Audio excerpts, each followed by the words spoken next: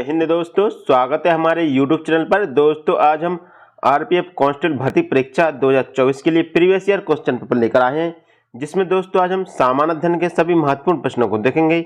दोस्तों RPF constable भर्ती परीक्षा में कुल 120 प्रश्न पूछे जाते हैं, जिसमें 50 प्रश्न सामान्य अध्ययन के, 35 प्रश्न रीजनिंग के और 35 प्रश्न मैथ के पूछे जाते हैं।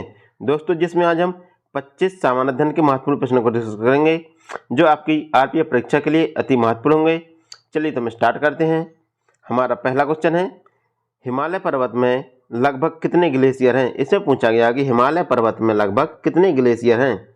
इसका ऑप्शन है 3000, 1000, 20,000 या 15,000। तो इसका राइट आंसर होगा 15,000। हिमालय पर्वत में लगभग 15,000 ग्लेशियर हैं। तो इसका राइट आंसर ऑप्शन डी होगा। हमारा अगला क्वेश्चन है, निम्न में से किस एक अधिनियम ने भारत में संघीय शासन व्यवस्था दी थी? इसे पूछा गया कि किस अधिनियम के द्वारा संघीय शासन व्यवस्था लागू की गई थी। इसका ऑप्शन है भारत सरकार अधिनियम 1909, भारत सरकार अधिनियम 1919, भारत सरकार अधिनियम 1935 या भारत स्वाधीनता अधिनियम 1947। तो इसका राइट आंसर होगा भारत सरकार अधिनियम 1935 के द्वारा भारत में संघीय शासन व्यवस्था लागू की गई थी। तो इसका राइट आंसर ऑप्शन सी होगा। हमारा अगला क्वेश्चन है, भारत की संविधान निर्मात्री सभा में, हम फिर से पढ़ते हैं, भारत की संविधान निर्मात्री सभा के अध्यक्ष कौन थे? इसे पूछा गया कि भारत की संविधान निर्मात्री सभा के अध्यक्ष कौन थे। इसका ऑप्शन है doctor Rajendra Prasad, doctor B R. Ambedkar, Shri Iyer या पंडित जवाहरलाल नेहरू। तो इसका राइट आंसर होगा डॉक्टर बी.आर. अम्बेडकर। भारतीय संविधान सभा की निर्मात्री सभा के अध्यक्ष डॉक्टर बी.आर. अम्बेडकर थे। तो इसका राइट आंसर ऑप्शन बी होगा। हमारा अगला क्वेश्चन है, निम्नलिखित में से कौन संविधान सभा का संवैधानिक सलाहकार थे? इसे पूछा गया कि संविधान सभा के संवैधानिक सलाहकार कौन थे। इसका ऑप्शन है doctor B R. Ambedkar, K M. Munshi, B N. Rao या टी.टी. कृष्णमाचारी। तो इसका राइट आंसर होगा बी.एन. राव। भारतीय संविधान सभा के संवैधानिक सलाहकार बी.एन. राव थे। तो इसका राइट आंसर ऑप्शन सी होगा। हमारा अगला क्वेश्चन है, संविधान सभा द्वारा भारतीय संविधान को स्वीकृत किया गया था। इसे पूछा गया कि संविधान सभा के द्वारा भारतीय संविधान को कब स्वीकृत किया गया था। इसका ऑप्शन है 15 अगस्त 1947, 30 जून 1948, 26 नवंबर 1949 या 26 जनवरी 1950। तो इसका राइट आंसर होगा 26 नवंबर 1949। 26 नवंबर 1949 को संविधान सभा द्वारा भारतीय संविधान को स्वीकार किया गया था। तो इसका राइट आंसर ऑप्शन सी होगा। हमारा अगला क्वेश्चन है, भारतीय संविधान सभा की प्रारूप समिति के अध्यक्ष थे। इसे पूछा गया कि भारतीय संविधान सभा के प्रारूप समिति के अध्यक्ष कौन थे। ऑप्शन है doctor Rajendra Prasad, Jawaharlal Nehru, doctor B R. Ambedkar या पुरुषोत्तम दास टंडन। तो इसका राइट आंसर होगा डॉक्टर बी.आर. अम्बेडकर। भारतीय संविधान सभा के प्रारूप समिति के अध्यक्ष डॉक्टर बी.आर. अम्बेडकर थे। कौन थे? डॉक्टर भीमराव अम्बेडकर। तो इसका राइट आंसर ऑप्शन सी होगा।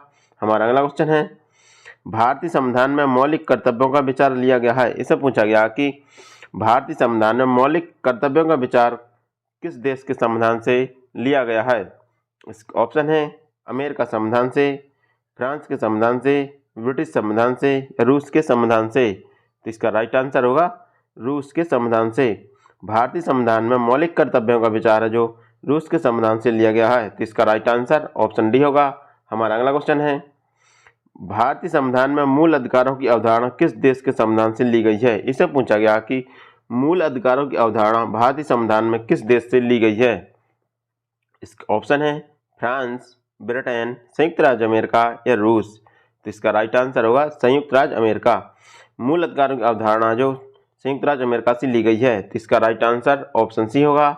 हमारा अगला क्वेश्चन है, भारतीय संविधान में आरंभ में कितने अनुच्छेद थे। इसे पूछा गया कि भारतीय संविधान में आरंभ में कितने अनुच्छेद थे। इसके ऑप्शन है 420 अनुच्छेद, 380 अनुच्छेद, 395 अनुच्छेद या 270 अनुच्छेद। तो इसका राइट आंसर होगा 395 अनुच्छेद।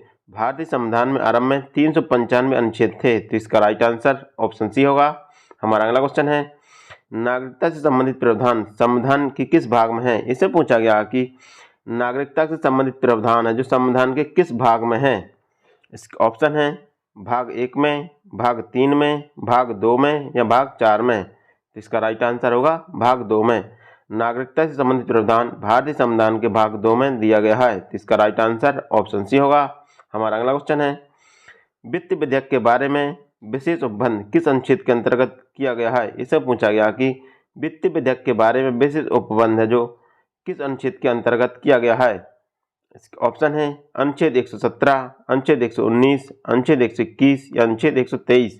तो इसका राइट आंसर होगा अनुच्छेद 117।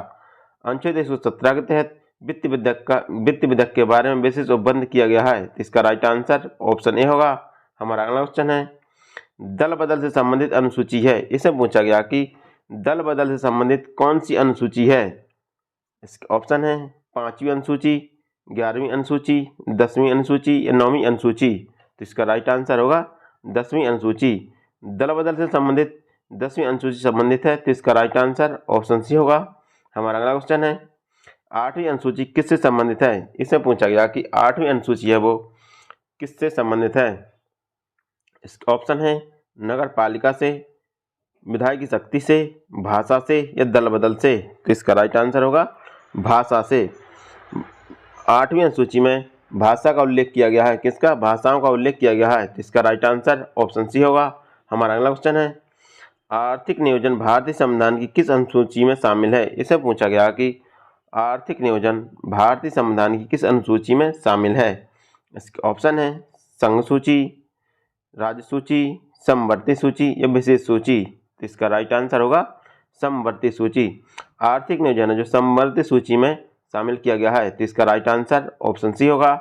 हमारा अगला क्वेश्चन है, भारतीय संविधान की उद्देशिका में संशोधन किया गया था। इसे पूछा गया कि भारतीय संविधान की उद्देशिका में संशोधन कब किया गया या किस संशोधन के तहत किया गया? इसके ऑप्शन है 17वें संशोधन के द्वारा, 24वें संशोधन के द्वारा, 42वें संशोधन के द्वारा या 44वें संशोधन के द्वारा। तो इसका राइट आंसर होगा 42वें संशोधन 1976 के द्वारा।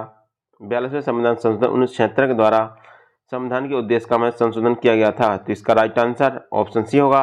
हमारा अगला क्वेश्चन है, समाजवादी शब्द उद्देशिका में जोड़ा गया। इसे पूछा गया किस संविधान संशोधन के द्वारा समाजवादी शब्द है जो उद्देशिका में जोड़ा गया था? इसके ऑप्शन है प्रथम संविधान संशोधन, 52वें संशोधन द्वारा, 42वें संशोधन द्वारा या 44वें संशोधन द्वारा। तो इसका राइट आंसर होगा 42वें संविधान संशोधन के द्वारा समाजवादी शब्द है जो उद्देशिका में जोड़ा गया था। तो इसका राइट आंसर ऑप्शन सी होगा। हमारा अगला क्वेश्चन है, भारतीय संविधान का कौन सा भाग संविधान की आत्मा कहलाता है? इसे पूछा गया कि भारतीय संविधान का कौन सा भाग है जो भारतीय संविधान की आत्मा कहलाता है? इसके ऑप्शन है मूल अधिकार, राज्य के नीति निर्देशक तत्व, उद्देशिका या संवैधानिक उपचारों का अधिकार। तो इसका राइट आंसर होगा संवैधानिक उपचारों का अधिकार है जो भारतीय संविधान की आत्मा कहलाता है। और भारतीय संविधान की आत्मा से संबंधित अनुच्छेद 32 दिया गया। कौन सा अनुच्छेद 32 है जो संवैधानिक उपचार दिए गए हैं? तो इसका राइट आंसर ऑप्शन डी होगा। हमारा अगला क्वेश्चन है, भारत में राजनीतिक सत्ता का प्रमुख स्रोत कौन है? इसे पूछा गया कि भारत में राजनीतिक सत्ता का प्रमुख स्रोत कौन है? ऑप्शन है जनता, संविधान, संसद या राष्ट्रपति। तो इसका राइट आंसर होगा जनता। भारतीय संविधान में राजनीतिक सत्ता का प्रमुख स्रोत जनता है। तो इसका राइट आंसर ऑप्शन ए होगा। हमारा अगला क्वेश्चन है, भारत का राष्ट्रीय पशु है। इससे पूछा गया कि भारत का राष्ट्रीय पशु क्या है? इसका ऑप्शन है हिरण, हाथी, बाघ या शेर। तो इसका राइट आंसर होगा बाघ। भारत का राष्ट्रीय पशु बाघ है। तो इसका राइट आंसर ऑप्शन सी होगा। हमारा अगला क्वेश्चन है, भारत का राष्ट्रीय पक्षी कौन है? इसे पूछा गया कि भारत का राष्ट्रीय पक्षी कौन है? इसका ऑप्शन है बतख, मोर, तोता या कबूतर। तो इसका राइट आंसर होगा मोर। भारत का राष्ट्रीय पक्षी मोर है। तो इसका राइट आंसर ऑप्शन बी होगा। हमारा अगला क्वेश्चन है, निम्नलिखित में से किस राज्य का गठन 1948 में हुआ था? इसे पूछा गया किस राज्य का गठन 1948 में हुआ था? इसका ऑप्शन है पश्चिम बंगाल, असम, पंजाब या हिमाचल प्रदेश। तो इसका राइट आंसर होगा हिमाचल प्रदेश। हिमाचल प्रदेश का गठन 1948 में हुआ था। तो इसका राइट आंसर ऑप्शन डी होगा। हमारा अगला क्वेश्चन है, निम्न राज्यों के निर्माण का सही आरोही क्रम है। इसे पूछा गया कि राज्यों के निर्माण का सही आरोही क्रम कौन सा है? इसके ऑप्शन दिए गए हैं, पहले नागालैंड, मेघालय, सिक्किम, अरुणाचल प्रदेश। अरुणाचल प्रदेश, मेघालय, सिक्किम या नागालैंड। नागालैंड, अरुणाचल प्रदेश, मेघालय या सिक्किम। सिक्किम, नागालैंड, अरुणाचल प्रदेश या मेघालय। तो इनका सही आरोही क्रम वाला ऑप्शन होगा ऑप्शन ए होगा, पहले नागालैंड, फिर मेघालय, फिर सिक्किम, फिर अरुणाचल प्रदेश। तो इनका आरोही क्रम ऑप्शन ए सही होगा। हमारा अगला क्वेश्चन है, भाषाई आधार पर राज्यों का पुनर्गठन किस वर्ष किया गया। इसे पूछा गया कि भाषाई आधार पर राज्यों का पुनर्गठन किस वर्ष किया गया। इसके ऑप्शन है 1947, 1951, 1956 या 1966। तो इसका राइट आंसर होगा 1956। भाषाई आधार पर राज्यों का पुनर्गठन है 1956 ईस्वी में किया गया था। कब किया गया था? 1956 ईस्वी में किया गया था। तो इसका राइट आंसर ऑप्शन सी होगा। हमारा अगला क्वेश्चन है, पंचायत का उल्लेख किस अनुसूची में मिलता है। इसे पूछा गया कि पंचायत का उल्लेख है जो किस अनुसूची में मिलता है। इसके ऑप्शन है 7वीं अनुसूची, 10वीं अनुसूची, 9वीं अनुसूची या 11वीं अनुसूची। तो इसका राइट आंसर होगा 11वीं अनुसूची। पंचायतों का उल्लेख 11वीं अनुसूची में मिलता है और अनुच्छेद 40 के अंतर्गत पंचायतों का गठन किया गया। तो अनुच्छेद 40 से जो पंचायत से संबंधित है वो अनुसूची 11वीं अनुसूची है। तो इसका राइट आंसर ऑप्शन डी होगा।